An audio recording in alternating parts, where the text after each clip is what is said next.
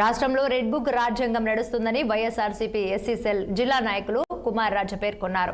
తాజాగా పల్నాడు జిల్లా పెన్నెల్లి గ్రామానికి చెందిన దళిత యువకుడు మండా సాల్మన్ ను అత్యంత కిరాతకంగా హత్య చేసిన నేపథ్యంలో అంబేద్కర్ విగ్రహం వద్ద దళిత నాయకులు నిరసన వ్యక్తం చేశారు. ఈ సందర్భంగా కుమార్ రాజా మాట్లాడుతూ రాష్ట్రాన్ని కులాల పేరుతో విభజించి దళితులను అత్యంత పాశవికంగా హత్య చేస్తున్నారని ఆరోపించారు. వైఎస్ఆర్సీపీ అధికారంలోకి వచ్చాక ఈ ఘటనపై విచారణ చేపట్టి హంతకులను జైలుకు పంపిస్తామని ఆయన ప్రకటించారు.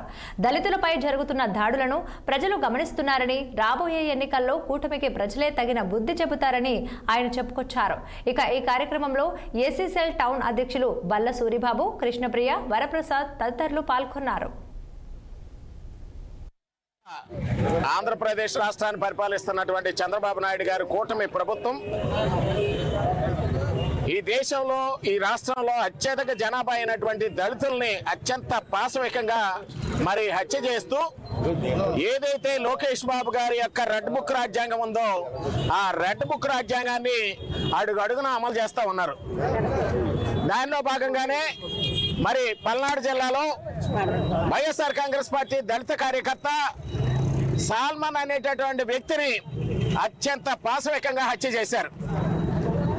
ఇది కేవలం కులాల మధ్య జరిగినటువంటి హత్య కాదు. ఇది కేవలం కక్షలతోటి, కార్పణ్యాలతోటి జరిగినటువంటి హత్య కాదు.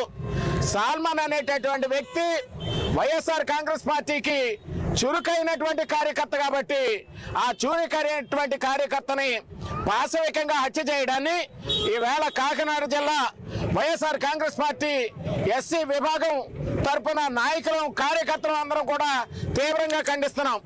ఈ రాష్ట్రంలో దళితుల యొక్క ఉనికి లేకుండా చేయాలని ఏదైతే బీజేపీ, తెలుగుదేశం, జనసేనతో కలిసినటువంటి కూటమి ప్రభుత్వం ఉందో ఆ ప్రభుత్వ విధానాల్ని తీవ్రంగా నిరసిస్తున్నాం. ఇది చాలా తప్పు. ఇదే పరిస్థితి కొనసాగితే మీరు ఎంత కూటమిగా 15 సంవత్సరాలు జట్టు కట్టి మరి పరిపాలన చేద్దాం అనుకున్నా ప్రజలు మిమ్మల్ని తృణీకరించడం ఖాయం. తిరిగి జగన్మోహన్ రెడ్డి గారు ఈ రాష్ట్రంలో 2029 సంవత్సరంలో ముఖ్యమంత్రిగా రావడం ఖాయం. ఈవేళ